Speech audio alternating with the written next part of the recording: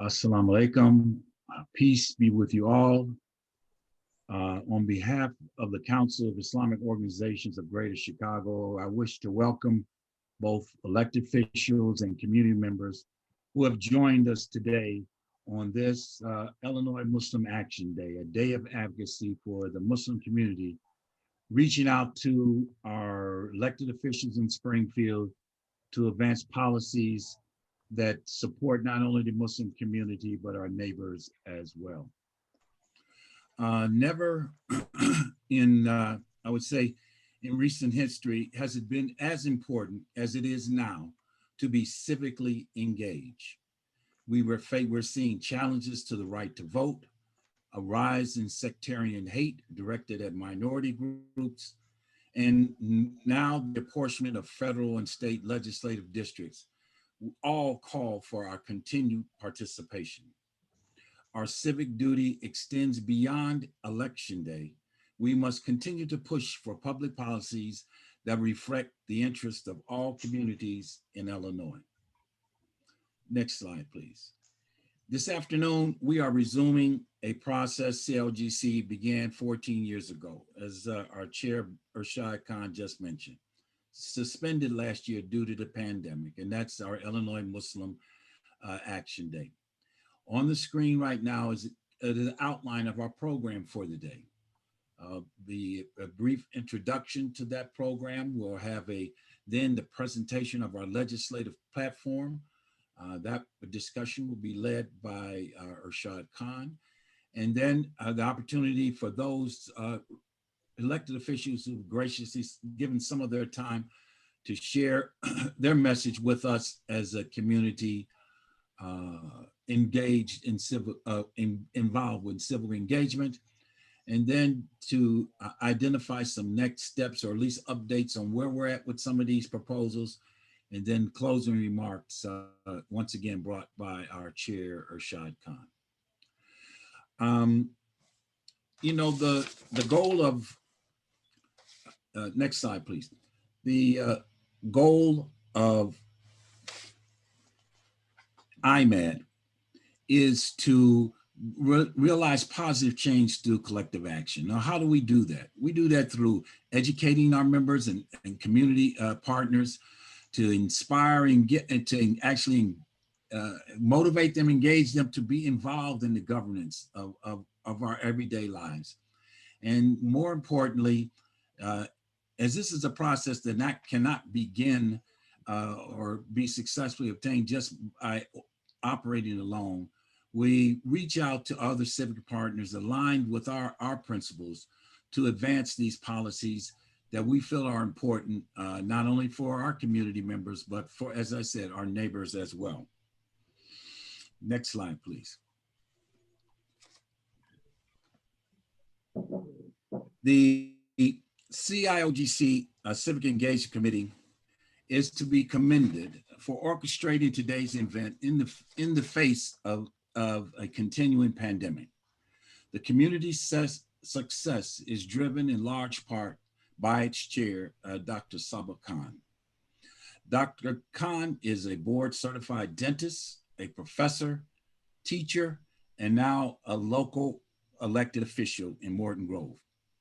We admire her commitment to civic engagement for all the members of the council and are grateful for the time she generously gives to this task. So to best share the work and the vision of the Civic Engagement Committee, I would like to now relinquish this platform to the dentist, the professor, elected trustee, Dr. Saba Khan. Dr. Khan. Thank you so much, Brother Mitchell. Greetings of peace and blessings to all the attendees in this program. I'm truly honored to be a part of this program today. Brother Mitchell, that was a wonderful welcoming remark that you made for the audience and for myself. It's a true honor for me to be a part of this event and also to be part of CIOGC. This event that we are hosting today is an Illinois Muslim Action Day. This is a signature event that Council of Islamic Organization of Greater Chicago does every year. It was just last year where we missed doing this because of the COVID-19 pandemic, but super excited this year because we are back. We are doing this virtually, and God willing, next year we plan to do this in person and do all the more better job like we always do. Take you all in person to Springfield and have you guys meet with the legislators there. I see we have a great panel of people on this call today. I welcome each and every one of you and thank you for joining this program. Um, I would take a moment to give a little brief background about CLGC, where for the people who may have not known much about Council of Islamic Organization, which is CIGC, it's a 501c organization, and our mission is to be the unifying federation of Islamic organizations of Greater Chicagoland, and to be the leading advocate of Muslim community interests and a catalyst for enriching the American society. For about three decades, the Council of Islamic Organization has served as the unifying force that brings together over 400,000 Muslim Americans in the greater Chicago region, and now increasingly all of the Illinois. With over 60 member organizations ranging from mosques to Islamic schools and community organizations based in the Chicagoland region, CIGC is made up of a very large and diverse body. This council brings the extraordinary communities together in cooperation and collaboration to engage and work with the interfaith community, government, media, and the public in general. And through its member organizations, CIGC assumes a greater responsibility in the civic space. I'm just so honored to be part of CIGC, not only as a member of CIGC, but also a board member and to lead the civic engagement prong of this organization. This organization has really done so much in the civic space, especially this year and the year before this, the year 2020 and the year 2021, which has posed some unique challenges that tested our faith, our values, and our resolve to act. As we entered the year 2020, the new decade, there were several crucial issues that impacted our country, particularly the community of Chicagoland, the Muslim community. Each issue required a thoughtful and an active response, and CIGC had plotted an action plan to address those issues. The very first prong was to engage our member organizations in the participation and promotion of the decennial event, which was the 2020 US Census. I'm going to request Sana to go to the next slide, please. Next slide. So the 2020 census, which is once every 10 years, historically, we've seen that large segments of Muslim communities have failed to complete the census questionnaire. And CIGC encouraged the community to complete the questionnaire and to be counted. A complete count committee was formed, and the work of the census was successfully executed with the help of several grants that CIGC got awarded for. And I'm also taking this opportunity to kind of showcase some of our civic engagement work that we did last year. The census was one of them. The other was the voters education and awareness in that. So last year was a good year, an important year for American history. It was a presidential election, the national election, and CIGC did an amazing job with mobilizing the voters, explaining them the importance of voting, getting them registered for the national elections. Not only that, we didn't stop there. In year 2021, when the local elections were due in April, CIGC did this amazing work of going to each masajid, each faith-based organization, the member organization, and we held voters registration drive. By the month of March, we had some relaxed things with the COVID pandemic. So we were able to take advantage of some in-person events, and we were able to hold these voter registration drive where in person we helped people, we walked them and assisted them in doing this. And here on the screen, you see a little snapshot of the amount of work that was done just in the month of March. We did an active outreach, a passive outreach. The active outreach was mainly in Islamic schools and masjids, in the Friday congregation prayers, where most of the congregants come weekly. We were able to reach to people in person, and close to about 2,500 people were reached and registered to vote for the local elections. Somehow local elections are underestimated in the community. People take it for granted. People really don't realize how important local elections are, but CIGC was able to kind of get out there and get people registered for local elections too.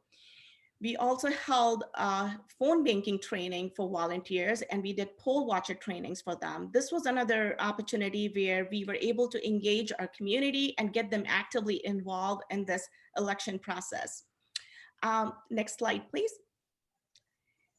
This is another program, and I'm just naming few what CRGC does under civic engagement umbrella. This is one of the new initiative that we started in the year 2021 called as the Congressional Town Hall Series.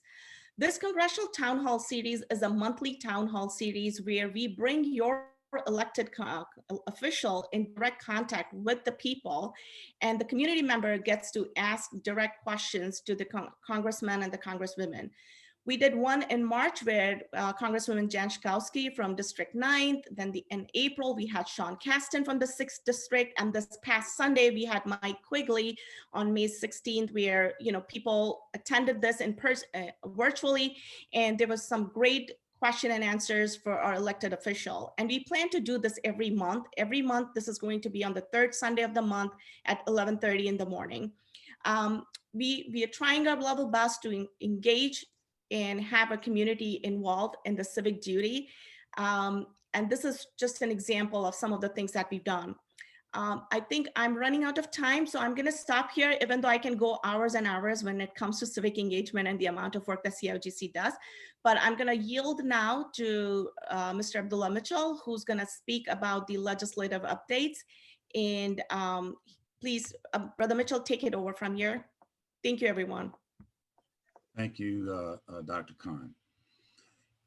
Right now, just to give some sort of background, I mean, Dr. Khan gave you a good overview of the Civic Engagement Committee, and we just want to share some insights in terms of the history of this particular initiative, the Illinois Muslim Action Day, a day of advocacy that really started about 14 years ago. And during this time, we have realized some policy victories that not only validate the viability of what we're doing, but once again, it's been a reminder to all community members of the importance of being civically engaged. On the screen before you is probably one of the more recent achievements is the passage of Senate Bill 3488, the No Registry Act. This particular initiative also illustrates the importance of a collaborative effort. In this effort, we joined with the Illinois Coalition for Immigrant and Refugee Rights, ISER, as well as a strong support from one of our individual member organizations, Arab American Family Services, and together we worked and successfully shepherded this bill through the legislature and got it passed into law. And what really is the essence of this? There will be no demographic information kept upon anybody based on their race, ethnicity, or religion. The fear that their legislation would be passed or government agencies will start collecting data on a particular religion. Like in this case, our concern was on just for the fact of being Muslim. So this was a giant step in terms of ensuring safety for our community. Next slide, please.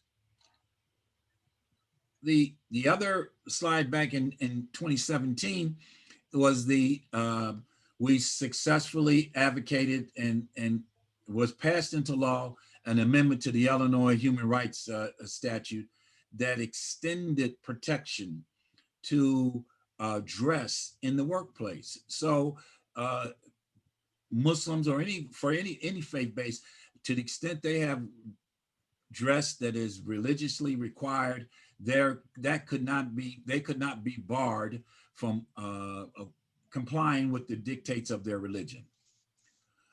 Another, next slide, please. Another aspect when we start talking about the history of IMAD, it's not just policy, but it also is our opportunity to share or inform our young people how government works, how the legislative process works. And approximately 10 years ago, in cooperation with our members in Springfield or our other Muslims in Springfield, more particularly Sister Nia Hassan, who has been a long time worker in the, but not only in the Senate for former Senator Cullerton, was crucial in working with us to establish the Senate Page program.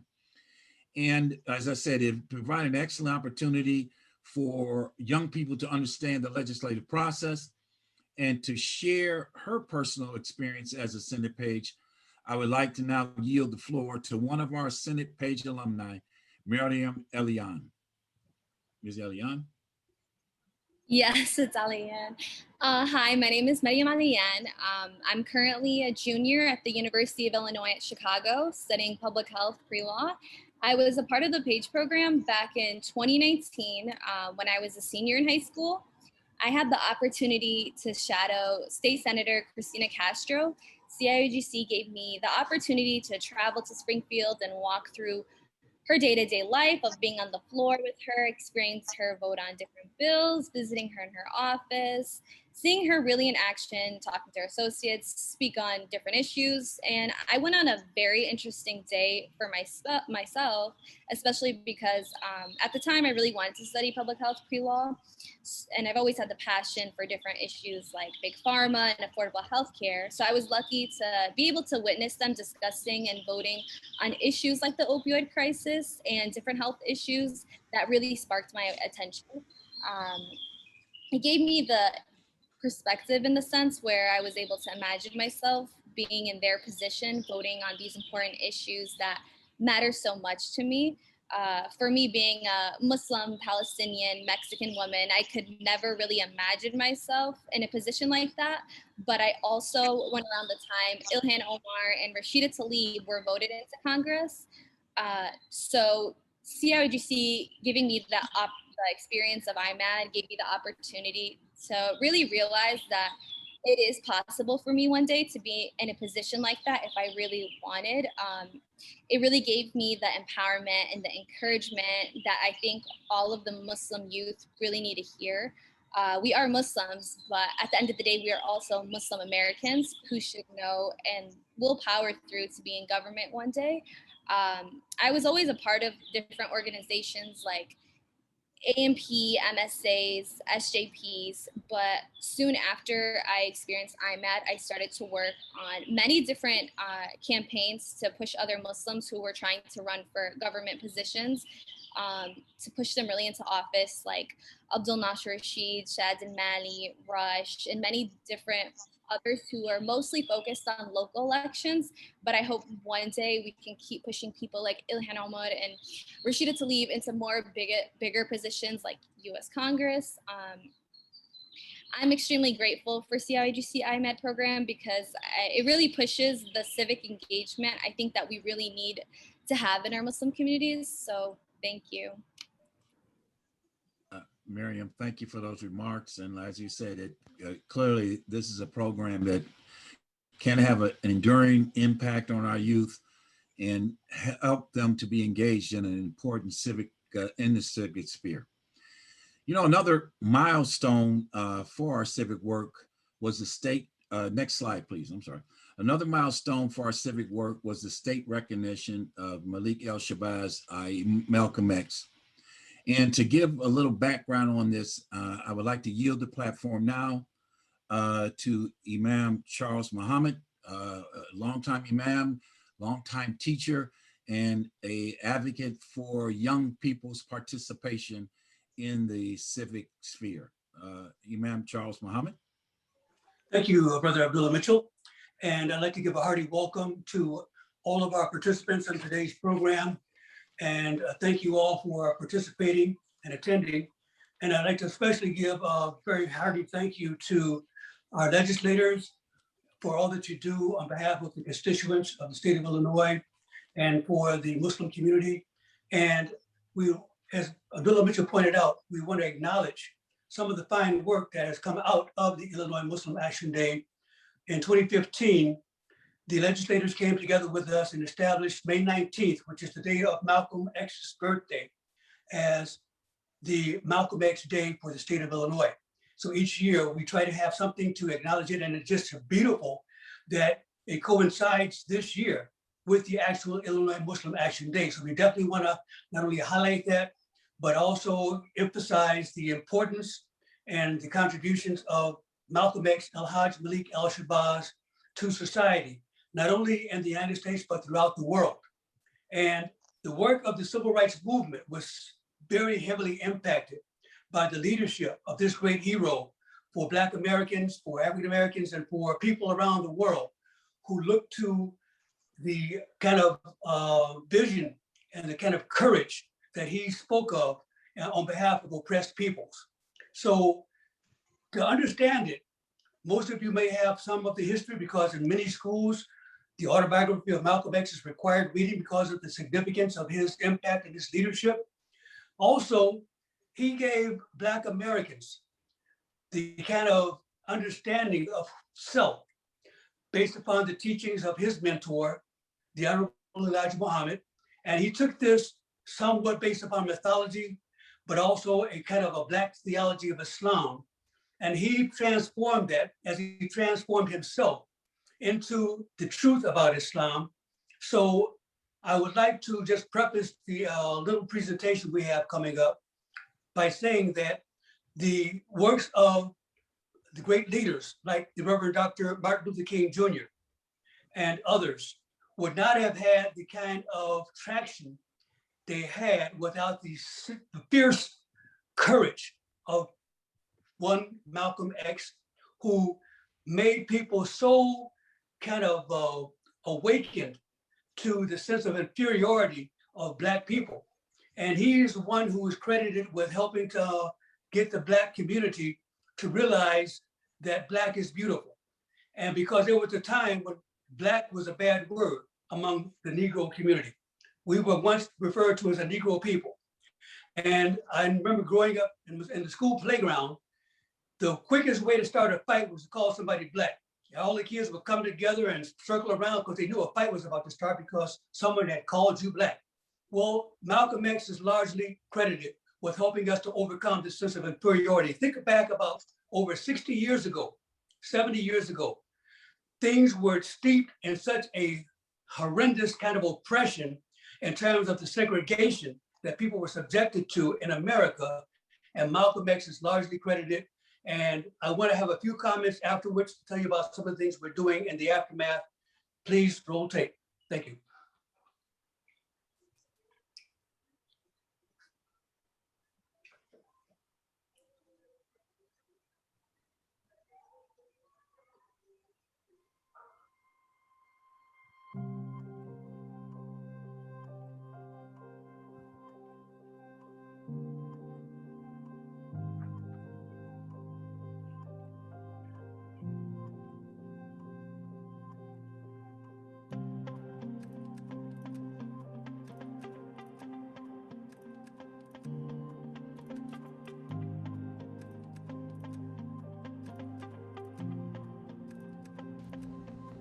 There's no such thing as freedom in this country for a Black man. There's no such thing as justice in this country for a Black man. And there's no such thing as equality in this country for a Black man. This is a white man's country. We believe that our problem is one not a violation of civil rights, but a violation of human rights. Not only are we denied the right to be a citizen in the United States, we're denied the right to be a human being. Being born here in America doesn't make you an American. Why, if birth made you American, you wouldn't need any legislation. You wouldn't need any amendments to the Constitution. You wouldn't be faced with civil rights filibustering in Washington, D.C. right now. They don't have to pass civil rights legislation to make a Pollock an American. No, I'm not an American. I'm one of the 22 million Black people who are the victims of Americanism.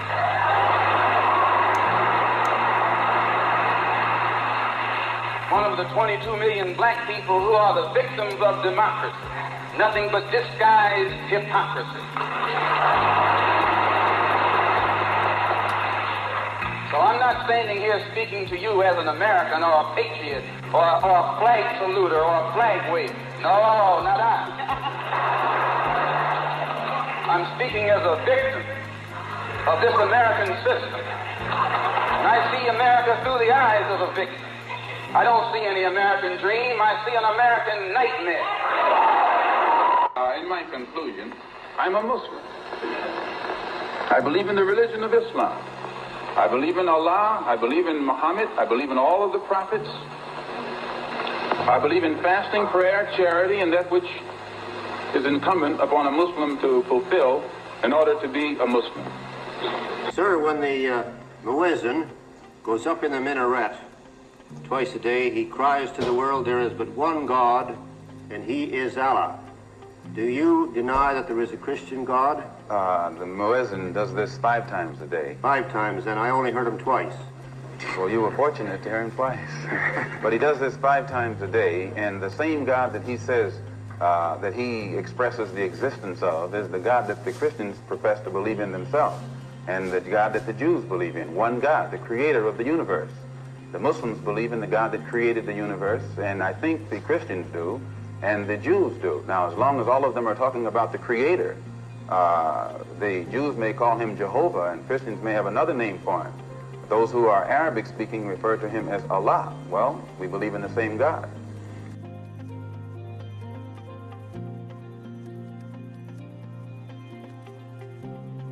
Thank you. As you can see, Malcolm X was very articulate. He was a fierce proponent of the rights of oppressed people, especially the African-American community. And I just want to make a couple of remarks just to kind of give some context, because as we can see, as bad as things are, we've made a lot of progress. And back in those days, things were just really, really very, very seriously oppressive in terms of the school to prison pipeline for most young African-American people. And as I said, we were called Negro people, and the Honorable Elijah Muhammad always said was the so-called Negro. And so he got us out of being called ourselves Negro, and we became termed, so people embraced the term Black because it was part of the inferiority complex to shun being called Black. So we went to the opposite extreme. But now in the future, our future generations, God willing, will be able, as Martin Luther King so articulately and eloquently expressed, be judged by the content of their character, not by the color of their skin. We have some work yet to do when we can be the multicultural society that is going to be a more perfect union of this great land that we live in. So I just wanted to point out that wittingly or unwittingly, there are people who will take the rhetoric of Malcolm X to make it seem like we should stay divided, that we should stay in the state that we were in back in those days. So you see on social media, some people use this to try to use this as the division between the African-American community and the other peoples of the land. So we have to overcome that. So we have formed an anti-racism task force as part of the Council of Islamic Organizations of Greater Chicago to help to address the issues of bigotry and the society at large, as well as within our own ranks among Muslim community members who still have yet work to do in terms of overcoming issues of implicit bias, inherent biases that we all have. So we have to work on it. So I just wanted to say that the role of this great leader is something that is marked in history. In fact, in 1999, the United States Postal Service issued a postal stamp in commemoration of the great leadership and the great representation of Malcolm X on behalf of the African-American community. And in 2005, the Harlem, New York, the site of the Audubon Institute was used to establish the Malcolm Shabazz Cultural Center. So there are a lot of great things to do, and we have a lot of work to do, but we really appreciate the fact that we were able to come together as part of the Illinois Muslim Action Day with the legislators in 2015 to get this commemoration, this recognition of Malcolm X Day, so that we could have it uppermost and the understanding of the society, as well as especially for the young people of this great state of Illinois, which is also known as the most Muslim state, according to certain polls in the country. So thank you again for your participation and for your attention. And we look forward to always getting together each year for the Illinois Muslim Action Day. And we are really grateful for the work that you all have done. And more is going to be said coming up. And I want to hand it over now to our chairman, Brother Irshad Khan. Thank you. Assalamu alaikum. Peace be upon you all. First, I want to thank you all for joining today. It is my honor to welcome all of you, especially the attendees and our representatives of state of Illinois, both from both houses. Thank you for joining today. This has been an amazing journey for CIGC, and I would briefly touch upon how this journey has started 14 years ago, and some has already been shared, but I really want to showcase how this work of CIGC transforms into the legislative platform. So just to start with, I think the whole purpose of this is to educate our members, to inspire our youth, and to amplify our membership voice and represent them in the legislative platform for the advocacy work through Illinois Muslim Action Day, IMAD. This to get civically engaged and have a representation. So this started 14 years ago, and this 14 years have been an amazing journey in this platform.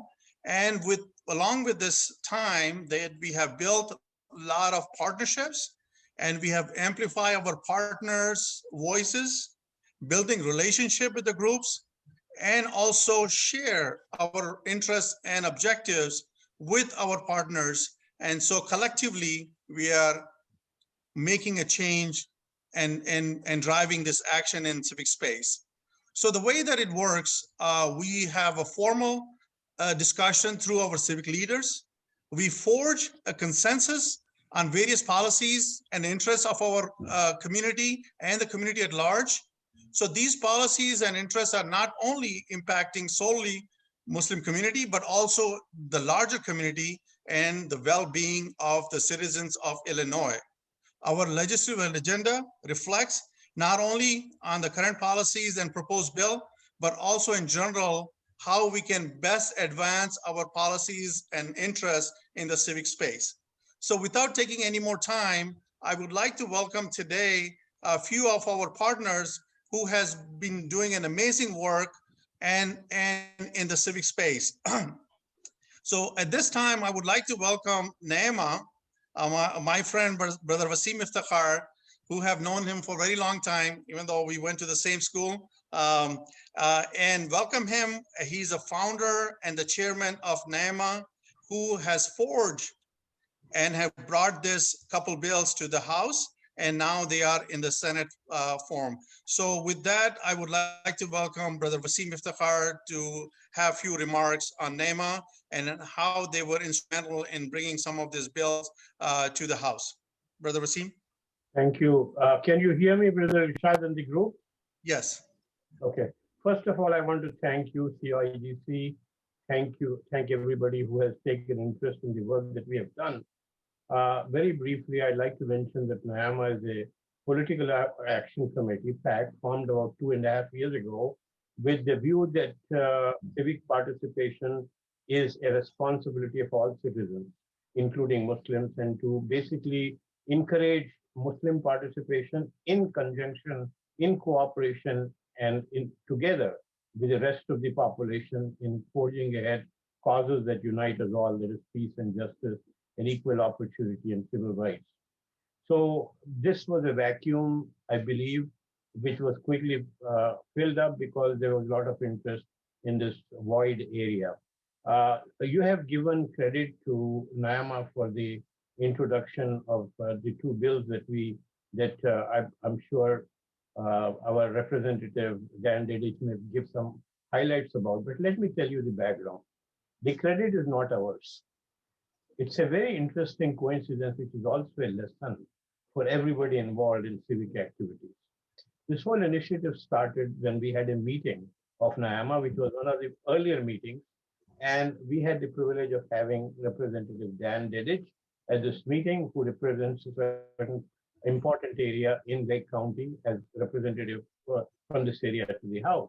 We made presentations. One of the thoughts that I had as a past president of the mosque and one of the board members about 10 years ago of QIGC was, I was really very much interested in knowing what we can do with regards to our celebrations for children, which is the two major celebrations that we have.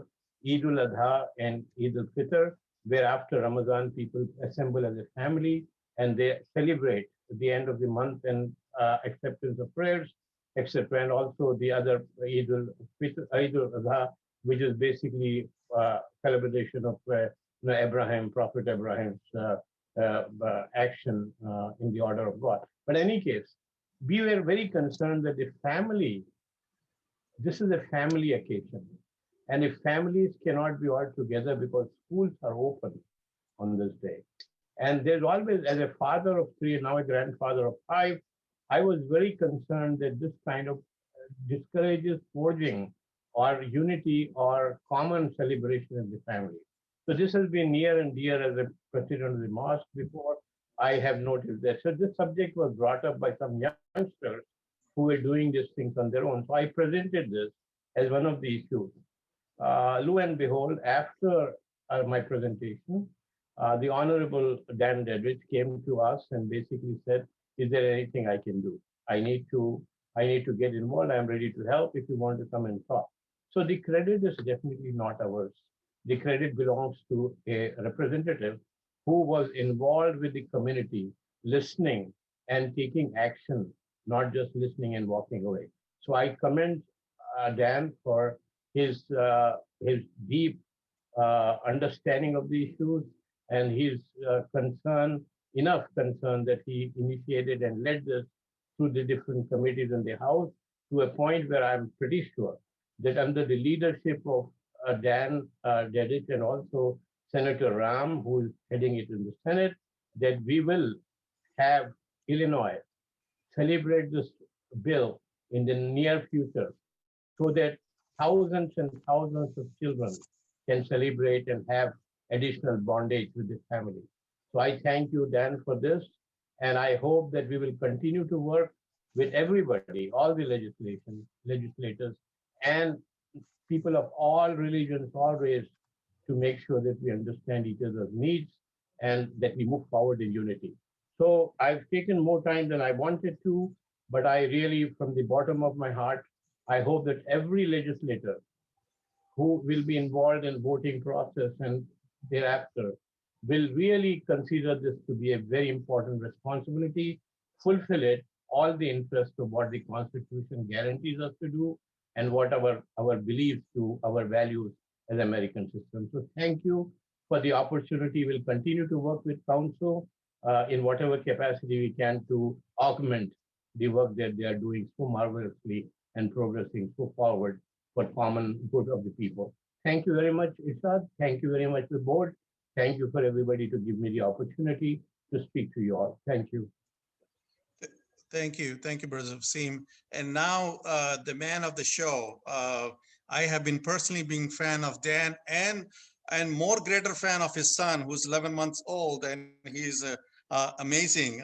And I think I can see him in future congressman or senator, Dan, in following your footsteps. So just a formal introduction. Dan has been a good friend of our community. He has been very instrumental in the work of CRGC, and 2 years back when this was live in Springfield, and it was our honor that he introduced us in the House. So as we all know, Representative Dan Dedrich, he's from 59 District, and I will yield the floor to you, Representative. Thank you for joining, and please have few of your remarks on supporting this bills.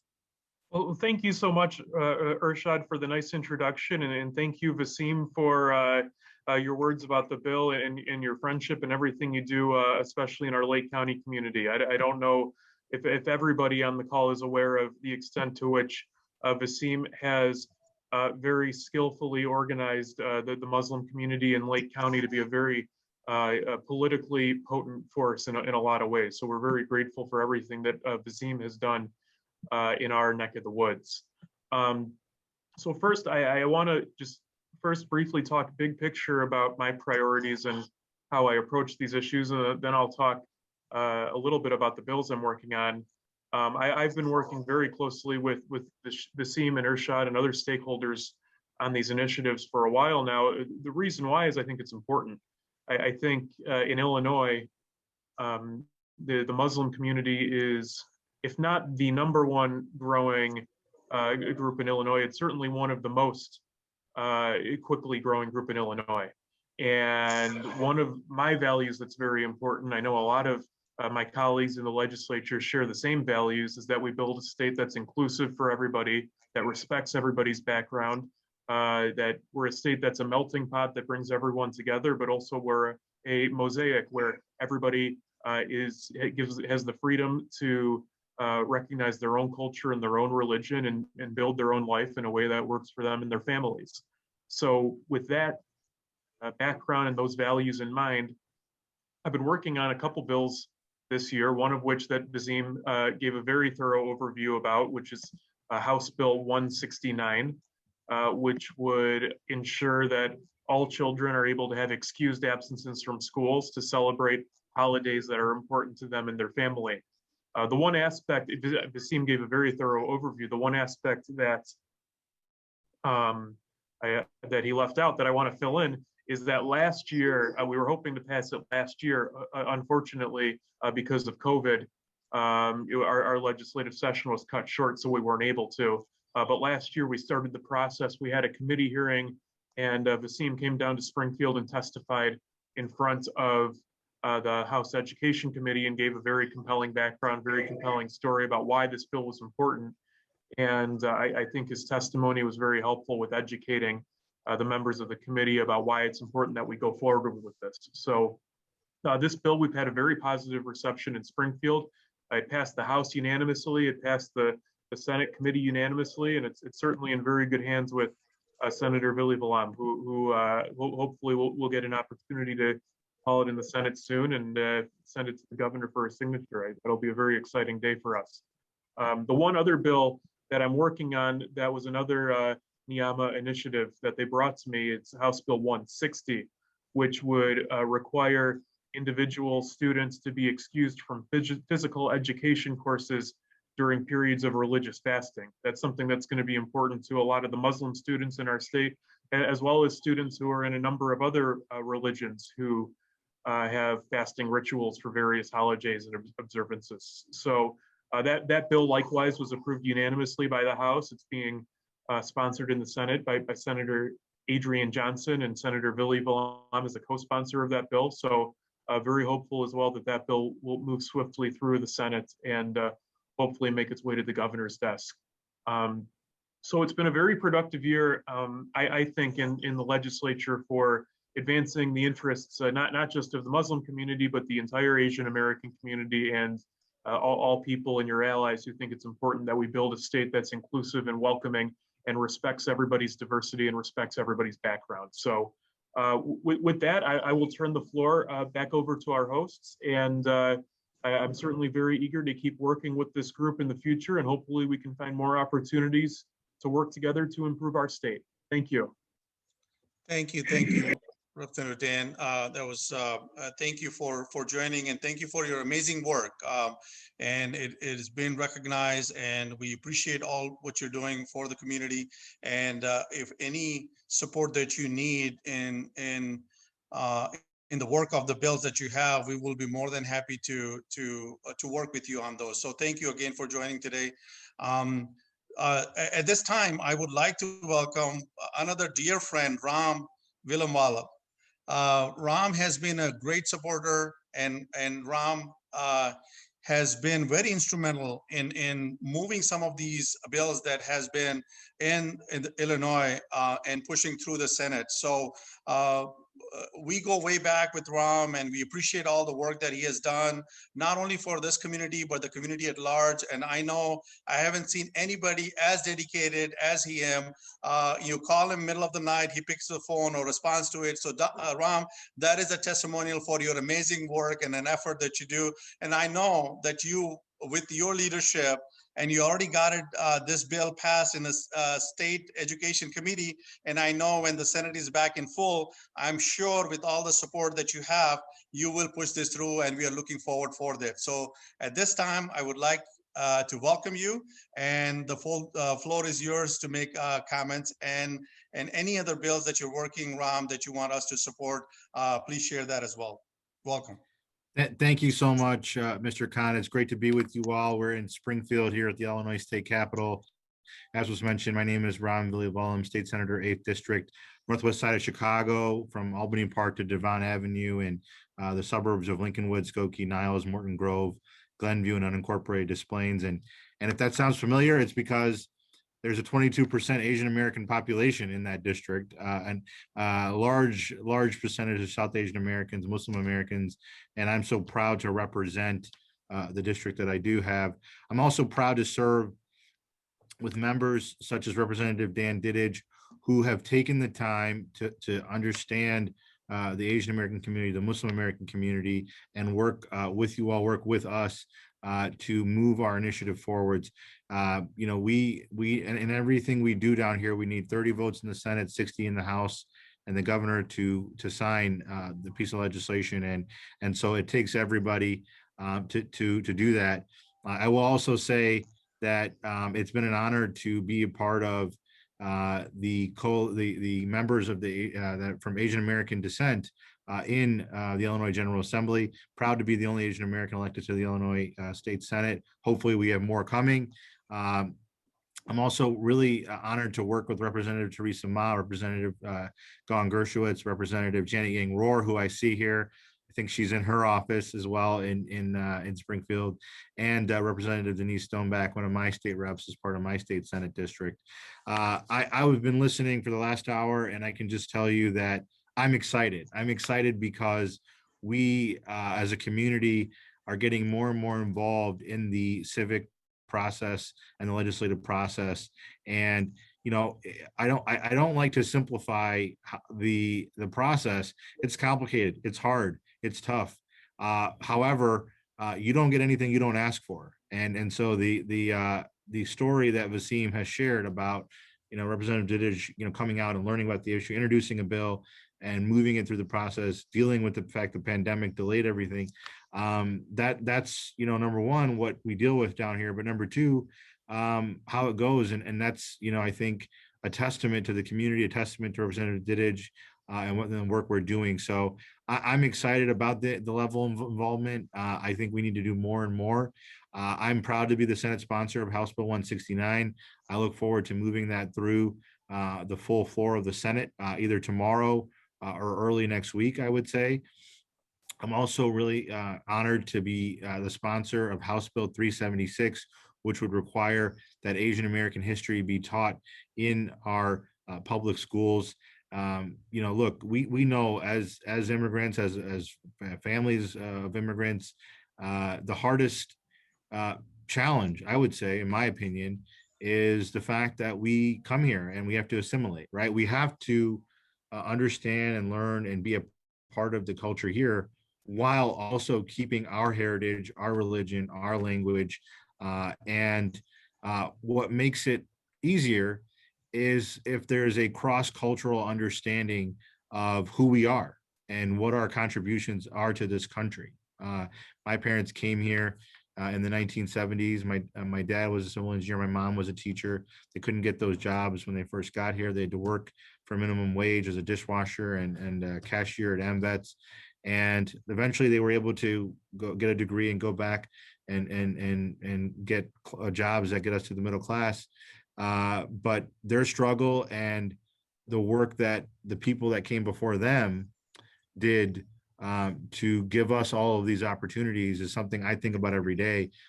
But that's not where it should stop. It should really start with it being taught to our youth about what's happened in this country and in terms of our community and the contributions and the unfortunate circumstances, right? For example, the wrongful incarceration of Japanese Americans during World War II.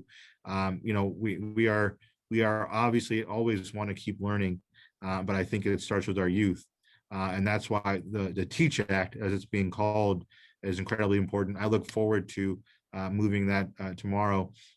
And then, you know, the reality is we have much more work to do in terms of, and there's a number of other pieces of legislation, including Senator Ellman and Representative Ortiz have a Muslim American history curriculum. The list can go on. Oh, sorry.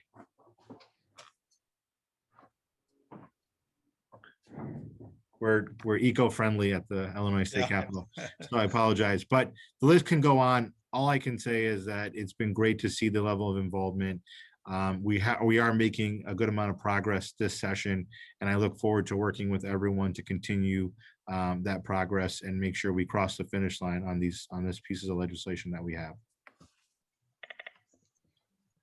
Thank you, Senator Rahm. And those other bills that you mentioned, those are also part of our legislative agenda for the IMAD 2021 that we have, especially the Asian American history. And then also we're supporting the ICER bill, which is going to be talked about with ICER representative right now. So before we get into that, so thank you again, and thank you for amazing work that you guys are doing. At this time, I would like to invite two senators who are on the call today with us, and I want to welcome them. Senator Laura Fine from the 9th District. Senator, floor is yours. Please have your remarks. Oh, thank you so much, and thank you for having me here today. I do have to echo what my colleagues said before me. This is a team sport, and we don't get anything done individually. We get things done here when we work together as a group. And what is so important, and what Ram had said earlier, is sometimes we get bill ideas from what our constituents have to say and what our constituents feel needs to be done. And I just passed a bill off the Senate floor, and it's in the House now, that has to do with township government. And what the legislation said is if the annual meeting lands on Ramadan, that they can change that annual meeting to a date that works for everybody.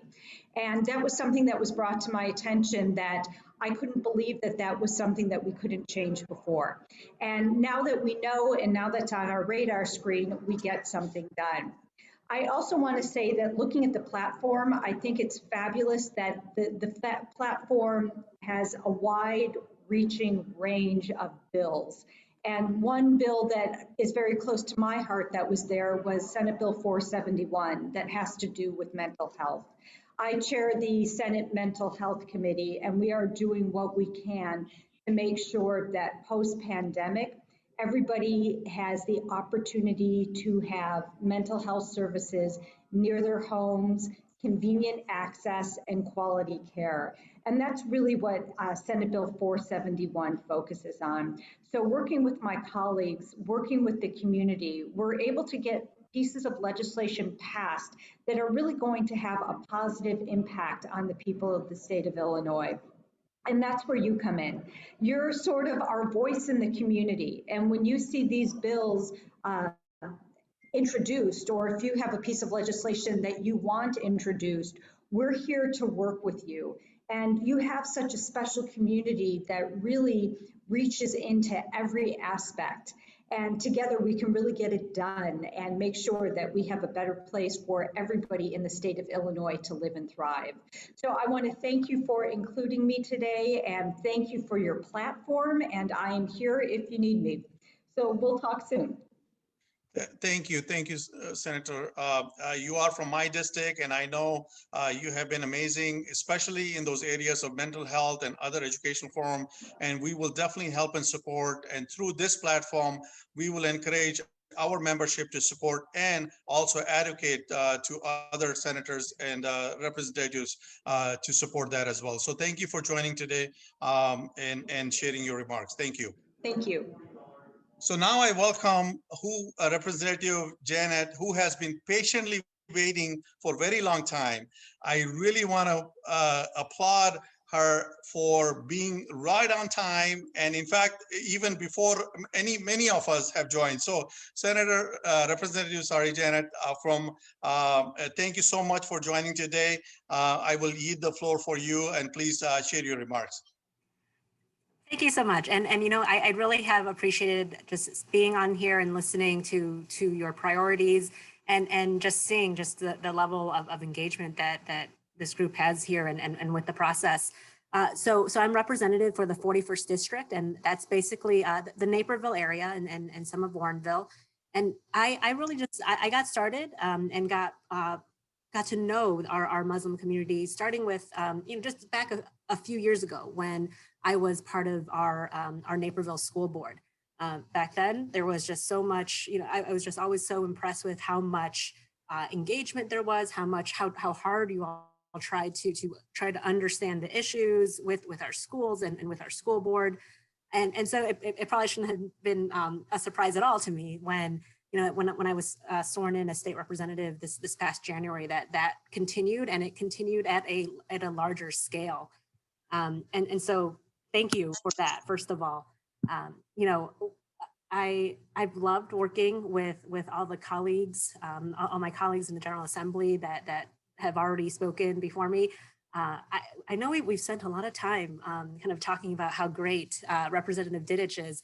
And you know what, I'm gonna echo that, and I'm gonna say that because I am actually his seatmate. I sit right next to him. And so he has been teaching me and getting me up to speed a lot on this process. And I remember we've had conversations about the Muslim community and just how engaged and how important this group is to making sure that our constituents are served well. Everything that my colleagues have already said in terms of legislation, I'm so proud to have supported and to have voted for already in terms of things that have gone through the House. I'm so proud to be, a co-sponsor on like the Teaching Asian American History Act, for example, and looking forward to seeing that being signed into law. One of the things that Rep. Didich and I, though, talk about a lot is beyond that legislation piece. A lot of our job, so much of it that's so important besides the legislation is what we're doing in our districts, right? And I just have to say, I know you all have spent a lot of time thanking us. Let me thank you, and in particular thank the Islamic Center of Naperville for just how engaged you've been with our office in making sure that our community is served well. We just finished up the second round of a vaccine clinic that we had with the Islamic Center of Naperville. And so, a month ago, it was just so great to be able to work together to have the Islamic Center of Naperville to volunteer their beautiful building, really, to get more than 900 people vaccinated on that with their first vaccine. And it's been just amazing to see how generous our Muslim community is to make sure that our larger community is served well. And so I just want to thank you for that kind of generosity, that engagement. And I am so looking forward to continuing the work on the legislative end, as well as the part where we're also serving our community together. So thank you so much. And I'm just looking forward to continuing more of that work. Thank you, Representative Janet. I know you spoke about ICN. They are a member of Council of Islamic Organization of Greater Chicago. What you spoke really highly about the work the community is doing. And I just wanted to take 1 minute here just to kind of share and echo what you said. So the Council of Islamic Organization of Greater Chicago is not only focused on the civic, but majority of the work is helping and assisting and being the voice and inspiring our youth and our community members. So during this time of pandemic, it has been recognized by the Governor, J.B. Pritzker. You're going to see his video thanking CIGC and Illinois Department of Public Health, Dr. Ezeki, for the work that CIGC has done in terms of this challenging times. We will get into that presentation briefly right after this, before the closing remarks. But since you brought it up, I just wanted to highlight some of the work. So civic space is only one of the areas of our focus, but other areas are community outreach, community program, and building the partnership with our interfaith partners. So these are some of the core values that we have, and we are forging these values and nurturing these relationships that we have built over the years. And it's been 30 years of this organization, and it's going strong. And we feel we are in a better position where we are engaging in the legislative agenda with advocacy and policy, and also building the relationship with our partners, as well as serving the community needs. So thank you again for your remarks, and I'm sure the community ICN has a great representative representing them in the district, and that relationship will be mutual, and we will thank you for all the work that you will start working for the community and the community at large. So thank you, Representative Janet, for joining us today and sharing the remarks. At this time, I will turn it over to Brother Abdullah Mitchell, and he will introduce our next guest for sharing some of the bills which are impacting our immigrants community, I'm sorry. So Brother Mitchell. Thank you, Arshad. Sana, could you go? Yeah, there we go. The next speaker, in my mind, epitomizes the work and commitment that we need to have in the civic space. Fred Sau is the Policy Council for the Illinois Coalition for Immigrant and Refugee Rights, ISER. And as many of us know, ISER is one of the leading grassroots organizations here in Greater Chicago. We spoke earlier about our partnership with ISER in the passage of the No Registry Bill. Fred was one of those familiar with the language and negotiating with the police unions to fashion this language so that it assured that we could still enjoy the protection that this bill offers, and not letting it be compromised by fear of police officers being restrained in the line of their work. Also, ISER has been instrumental in following the campaign that which CLGC is a member of, making Illinois a welcoming state. And welcoming means to all people, whether they're citizens or immigrants or even the undocumented. And there's some legislation which is a part of our platform that at this particular point in time, I'd like Fred to take a step forward. And Fred, would you educate our community further about these important legislative proposals? Thank you, Brother Mitchell. Again, I'm Fred Sau. I'm the Senior Policy Counsel with the Illinois Coalition for Immigrant and Refugee Rights. I am more than happy to be standing with you or sitting with you this evening. I've on many occasions, worked with CIOGC on the Trust Act and the anti-registry bill that we successfully won a few years back. I've also supported CIOGC in particular speaking at previous Muslim Action Days. So I'm happy to be invited again to do so this evening. And I look forward to continuing work with CIOGC. So there are actually two legislative proposals that I want to discuss briefly.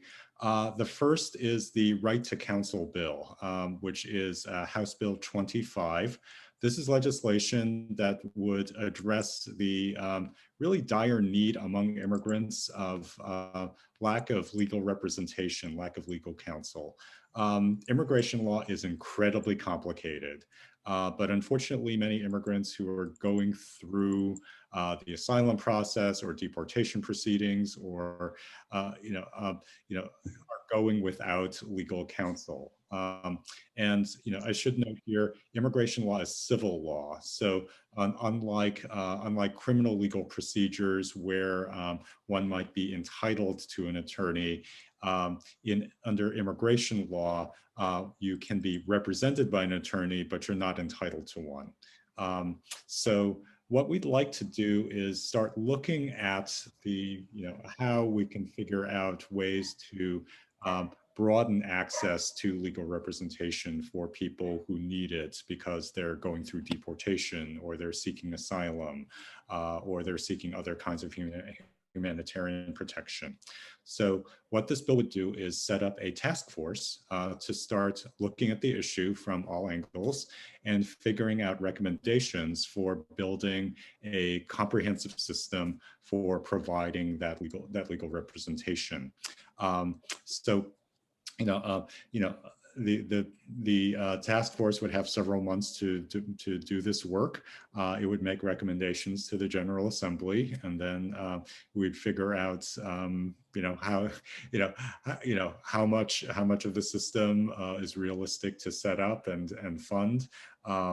But at very least, we want to get this process going. So I'm happy to report that this bill has passed out of the Illinois House, and thank you, Representative Didich. Thank you, Representative Yang Rohr, for your votes in support of that legislation. And it is now pending, awaiting a vote on the Senate floor. And I'm also happy to report that both Senator Villavalem and Senator Fine are sponsors of this legislation. So thanks to both of you, and looking forward to passing that legislation. The other bill is a little bit more complicated. This is the Illinois Way Forward bill that you see on your screen here. This legislation builds upon what we've been able to accomplish with the Trust Act in trying to further separate out, on the one hand, local police enforcing criminal law, and on the other hand, federal immigration authorities. And what we've been seeing, unfortunately, among many immigrant communities, is that people are just afraid to come forward to report criminal activity or seek other assistance from local police for fear that the local police might start asking them about immigration status, or they might be cooperating in some way with immigration and customs enforcement. And because of all that, many crimes go unreported or underreported, and that hurts everybody. That really damages public safety. If our immigrant neighbors are not able to fully engage with and be in trustful relationships with our local law enforcement. So what Illinois Way Forward would do is set further limits on the ability of local police and state police and sheriffs to cooperate with immigration enforcement activities, and share information, ask about citizenship status, and share other information with respect, with federal immigration authorities, if that information is meant to facilitate someone essentially being turned over to ICE, or and put into the deportation pipeline. So this legislation is was filed in the Senate. It is still pending in the Senate. Again, I'm happy to report that Senator Villavalem is one of our chief co-sponsors, and Senator Fine is also a sponsor of the legislation.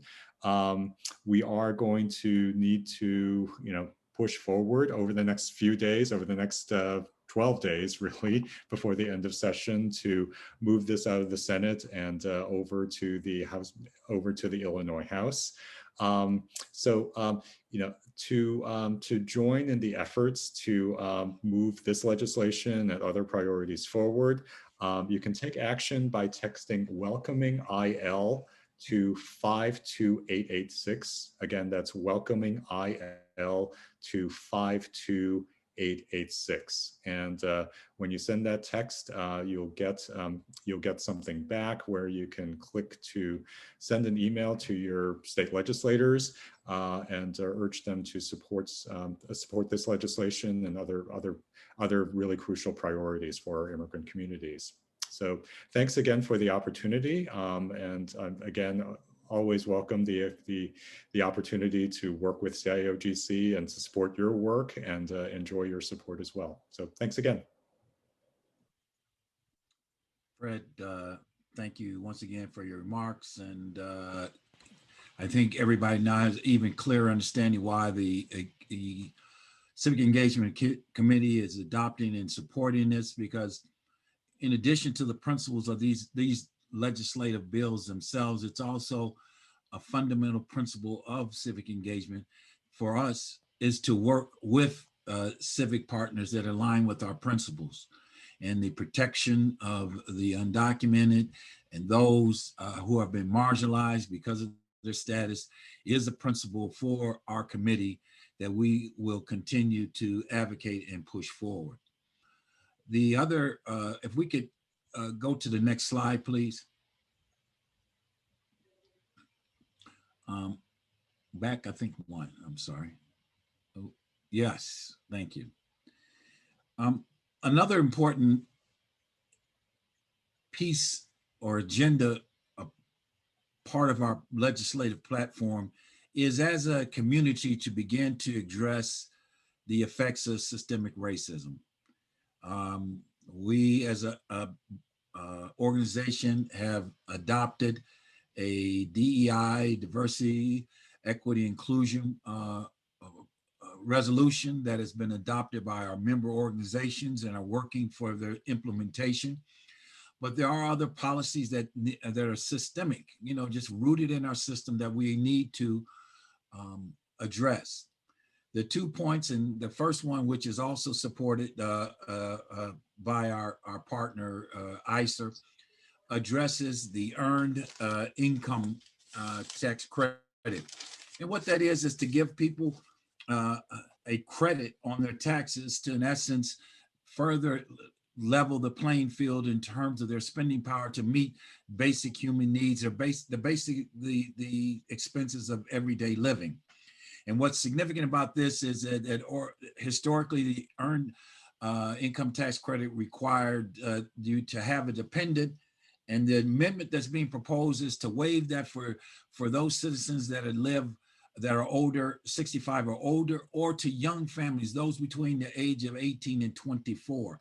There's not relieving the necessity of having a child, because once again, they're based on the data shows that these segments of our population are grossly impacted by the income disparity and the cost of living. Currently, just in terms of an update, let me just say, we also speak about the importance of collaboration, and clearly collaboration with our legislative leaders is important. And as noted, Ron Villavalum has supported this particular bill, as well as Jackie Collins, Laura Ellman, Sarah Feigenholz, Maddie Hunter, Kimberly Lightfoot, Senator Lauren Fine, who's on with us today, Christina Castro, and Senator Laura Murphy. That's on the Senate side. On the House side, once again, standing up to the plate, Dan Dedich has supported this, as well as Carol Amons of Springfield. And I'd be remiss not to mention Teresa Ma, who's consistently supported the Muslim agenda, objectives and agenda through her tenure as Illinois State Representative, as well as Representative Justin Slaughter. These are just some of the people, some that are with us this evening, but are supporting this bill. It hasn't passed. It's still working its way through the House and the Senate for passage. The other bill is not as cheery of a report, and it relates to police reform. And that's to bar the no-knock warrant, use of the no-knock warrant. We're all familiar with that particular circumstances. Breonna Taylor of Louisville, Kentucky, was a victim of in the execution of a no-knock warrant. And the objective is to bar its use by law enforcement in the state of Illinois. It does have the support of the governor, but there's a lot more work that needs to be done. And our intent is to wrap up and meet with more legislators prior to the veto session in October to give further traction to this particular legislation. The next slide, please. Yes. The other issue, it's not a bill, but it will be a bill. I mean, is we've just finished the census. And what is, as we mentioned throughout our work on the census, was to emphasize its importance, because what does it do? It's going to determine our legislators. It's going to determine the number of electoral votes we are, as well as that portion of federal funds that would be allocated to us based on the size of our population.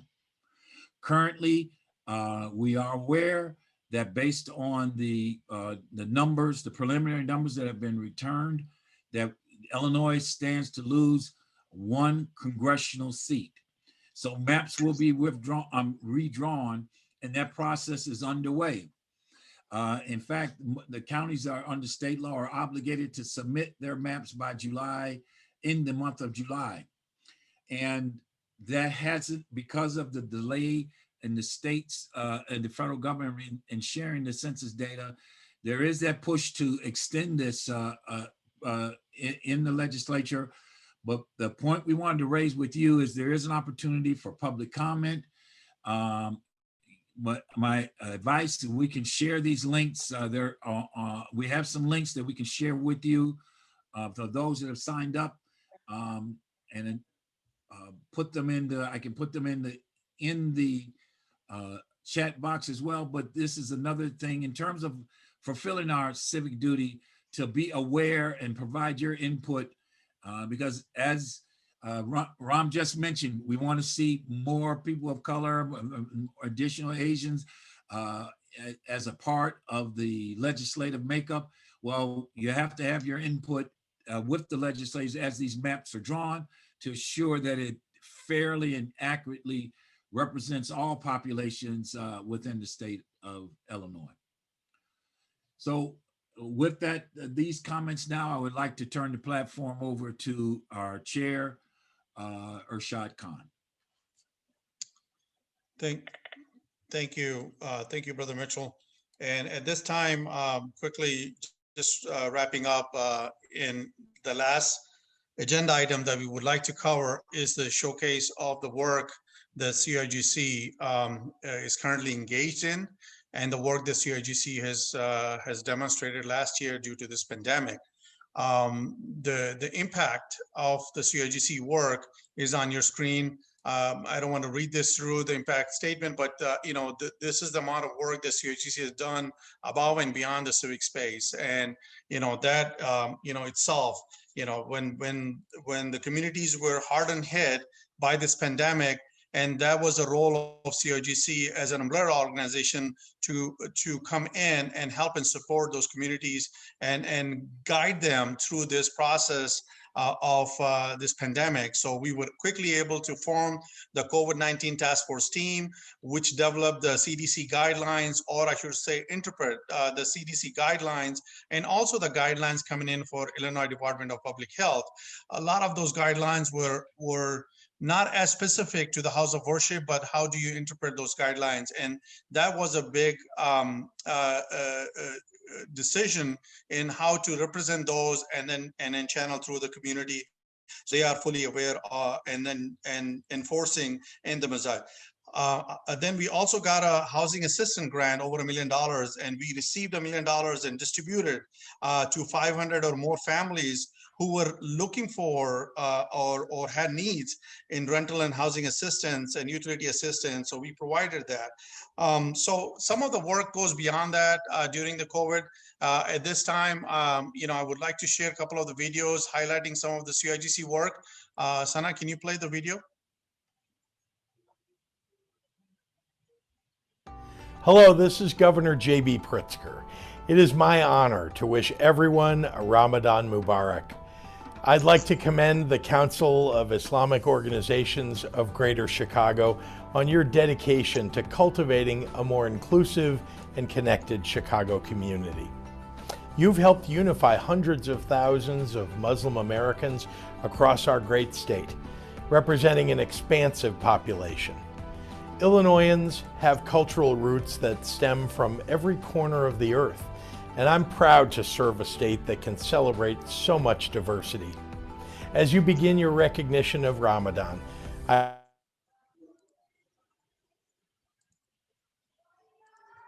and difficult for us all. And while our prayers and celebrations may continue to look different for a little while longer due to the pandemic, may we continue to find the strength to persevere. Despite the challenges we face, our faith remains a guiding light and continues to bring our communities together in remarkable ways. I know that brighter days are ahead. May this Ramadan bring joy and health to you and your families.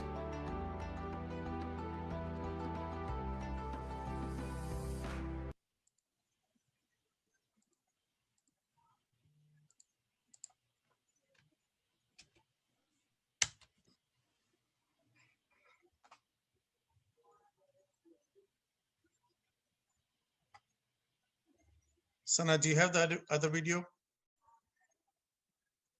Yes, I'm gonna switch screens, please.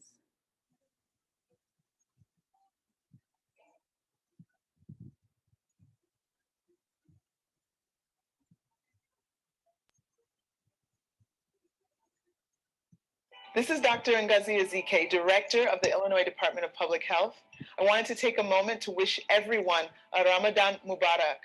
I also want to thank the Council of Islamic Organizations of Greater Chicago for being a consistent beacon of hope for hundreds of thousands of Muslim Americans during the COVID-19 pandemic. The mission of the Council as the leading advocate for the Muslim community has never been so evident as during this past year. The Council's quick and steadfast commitment to meeting the needs of the community led to the creation of a COVID-19 task force. The task force has implemented an effective and coordinated response, providing a broad array of services ranging from COVID-19 screening, non-emergency health care, mental health and crisis support, food, financial assistance, as well as spiritual support. For over a year, the Council has consistently provided the community the most up-to-date COVID-19 safety guidance, and this continues during this time of Ramadan. The Council ensured this holy month was still observed in the safest way possible.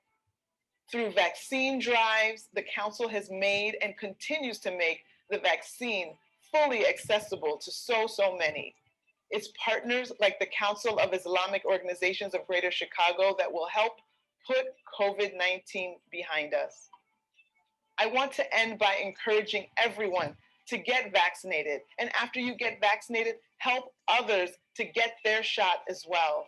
The vaccines are effective, they're free, and they are necessary if we want to end this pandemic once and for all. Thank you again to the Council of Islamic Organization of Greater Chicago for all that you do. Wishing everyone good health, joy, and all the blessings of this holy month. So this sharing some of this, showcase some of the work that CIGC has started, and this would not have been possible with the support of you, community members who really want CIGC to be your voice and be your. Hello, this is Governor JB. So thank you for supporting us. Not only this work, but we also have created a social justice challenge within the ATF we call Anti-Racism Task Force.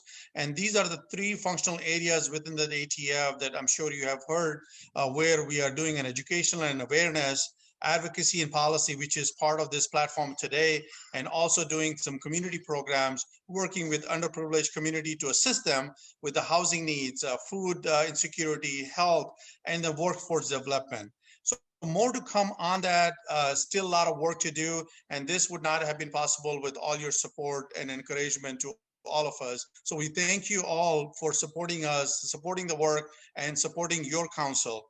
Our vision at CIGC has always been to help, support, and unite communities to be their voice and lead in their efforts in everything we bring together. So working together, we build a better tomorrow and bring peace, justice, and equality to all of us. So that is our model, that's our vision, and we need all your support and your duas to do that. So at this time, I want to thank you all for attending today's event. Thank you for allowing us to share about CRGC, and thank you for joining today. I will turn it over to you, Brother Mitchell, for your closing comments, and then close the meeting. Thank you, Arshad. Once again, and let me echo the remarks of Arshad in sharing the vision, echo the remarks of the earlier remarks of Sabah Khan in sharing a vision for this particular committee. But the other thing that needs to be underscored is it does require our active participation. These bills don't get, our legislative work depends on your help, your support, whether it's signing a witness slip, participating in the rally, or writing a letter to your elected representative. All of these things, if you we all work together, can have an impact, can bring meaningful change for our community. So once again, I would wish to thank each and every legislator who has attended this evening. I don't want to miss anybody's name. Please take this broad expression of gratitude extended to each and every one of you for helping making this virtual day of advocacy a success, and sharing your message with our community to encourage all of us to assume our civic responsibility for the betterment of our whole community. So with that, I would extend greetings of peace. May the Lord be with all of us and keep us safe and through our journeys and through this pandemic. And please have a pleasant evening.